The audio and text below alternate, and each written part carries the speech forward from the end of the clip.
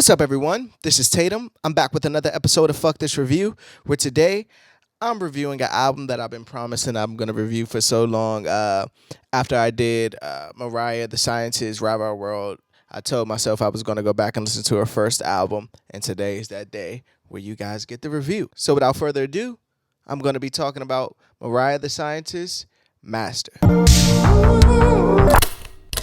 First thoughts.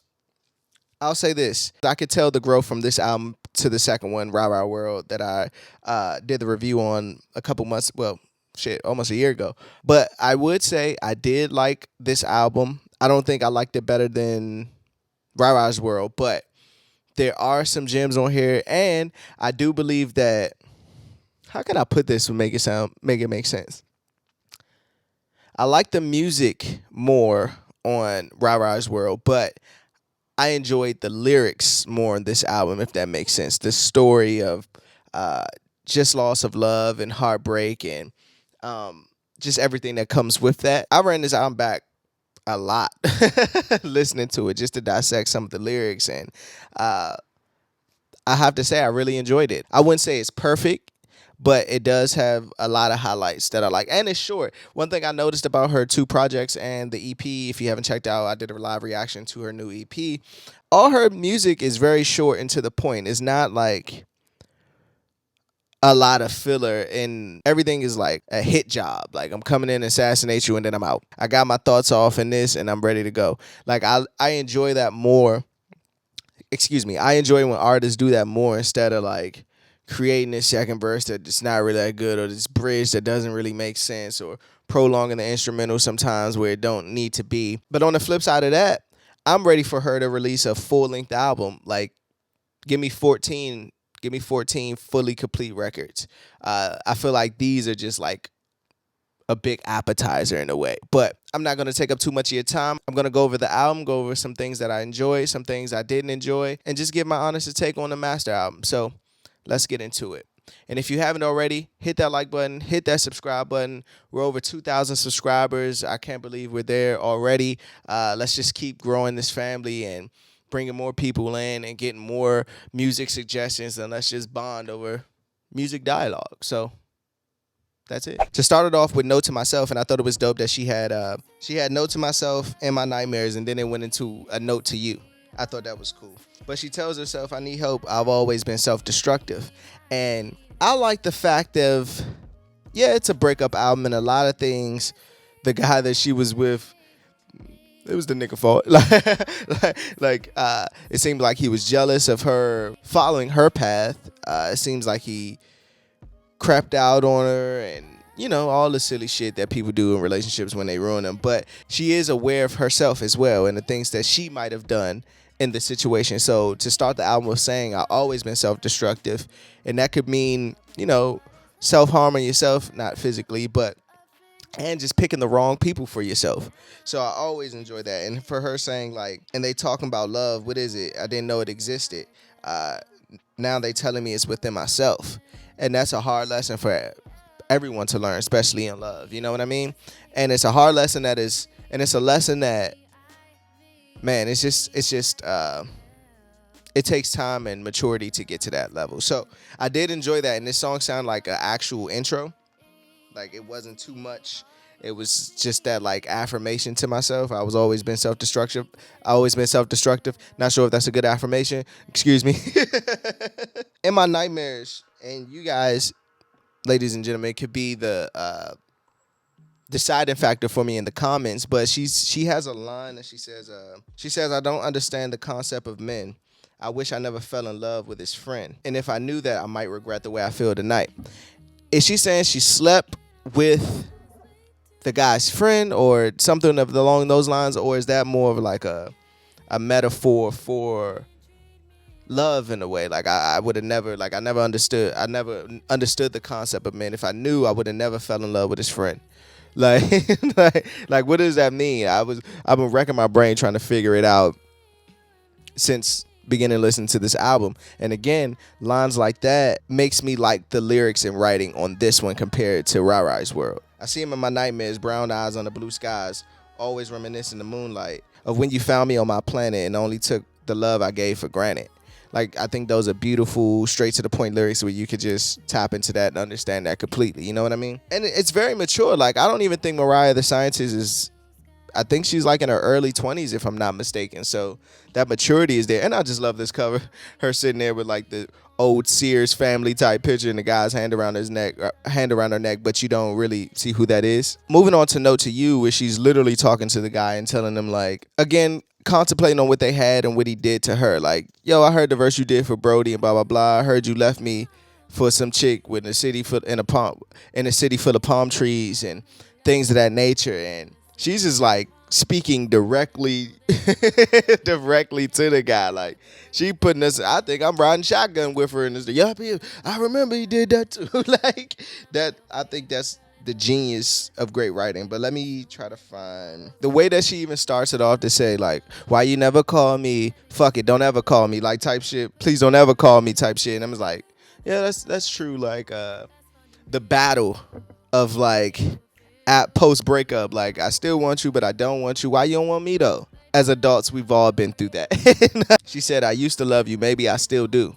You know what I'm saying? Like, just that duality of just like post breakup, and like ending it, why do I contemplate still picking up the phone when you used to dub me? It's crazy for me to even still feel these thoughts when I know how you treated me. Tough, man. We go into the hotel interlude, and I love that vocal effect that they put on her vocal on that song. It's not much to say about it, but I do love that vocal effect. And then after that, I feel like the album is my favorite part of the album. Like, I feel like the first 4 tracks are just like, they're cool, you know? But you get into like Reminder, which is probably the best song on here. Reminder has that old 90s type production to it. You can tell by the sample flip or whatsoever. But I think it's obviously one of my top 3 favorite songs. I'm sorry I spoiled the surprise so soon. But I feel like, even to say Memories of Dead Gardens, Memories of Our Dead Garden is a crime that I plan to leave you in that Brooklyn apartment. It seems like it ended before it got started. I know our parents called it and said we'll end up broken hearted. Obviously, it was people around them who saw the demise of this from the get-go. And my favorite line from here is when she says, like, every home decor and hardware store reminds me more of blood on your hardwood floors. And I thought that was like, ooh, that's a killer bar. And even every candlelight dinner, date night liquor, late night visitor reminds me of a killer, reminds me I should kill him. Every jazz band holding hands, could I have this dance, reminds me of the bad man. I was like, damn, that's a dope, and that's the chorus. That's a dope ass chorus. You know what I mean? And then that production on there was just fucking dope to me. So as soon as I heard that record, I was like, oh shit, this is really good. This is really, really good. And I know some people when watching was like, yeah, you should have known that before. Sorry, I'm just listening to the album, man. On Thanks for Nothing, she asked, how does it feel when I left you on my birthday? I ain't sleep that night, I was hurt. And I ain't sleep last night, I've been working. How do you feel knowing I deserved it? And just that accountability, like, oh shit, then what she do in a relationship, like, to cause, because she does mention things on this album of, like, you know, going through his shit, and maybe she was just too overbearing in some cases and things of that nature. But I'm always down for when people take accountability, you know? They always blame before they take accountability, you know what I mean? So it's always good to see that. And I think this album needed a song like this as well. But it's also called Thanks for Nothing. So that accountability I speak of doesn't stretch that far, you know what I mean? Beetlejuice, also another one. Bittersweet Beetlejuice. Bitter Me, How Sweet of You. Asked if I could be your muse and you pay me blue. I thought that was dope. Even talk about living in Jamaica Ave and getting that tattoo. I don't know if that's Queens, New York. Like, even the line that she says, cause you'll lie to my face and then you'll say even Jesus forgave. I think that's like nigga 101. Like, Jesus, how you gonna be mad at Jesus even forgave? Then We'll Drive to Your Place. And this is one of 2 Frank Ocean references that she talks about on the album. Yeah, she talks about Frank Ocean Blonde and Godspeed, which is one of my favorite albums ever. You can check out my review on Blonde as well. I'll put it up here. But it just shows you the time period.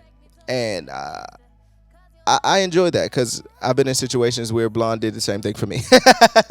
Blonde has a place where, remember we used to drive around listening to Godspeed? Okay, 7 a.m. Another one you can let me know in the comments. Where she talks about, her man getting her to take drugs, right? Take some drugs that she's not used to. So that could be acid or mushrooms. That's just on the surface level. My surface level thought with that. But then I thought, after keep listening to the song, I was like, oh shit, she talking about love? Thinking about it in a way of him not pressuring her, but kind of pressuring her to, using that metaphor of pressuring, your girl or whatever, or man to do the drug or whatever. But the drug could be him. The drug could be her. The drug could be love. After I was listening to it so many times, I was like, oh, maybe that's another way. Maybe that's what she meant as well. So let me know in the comments. Am I wrong with that?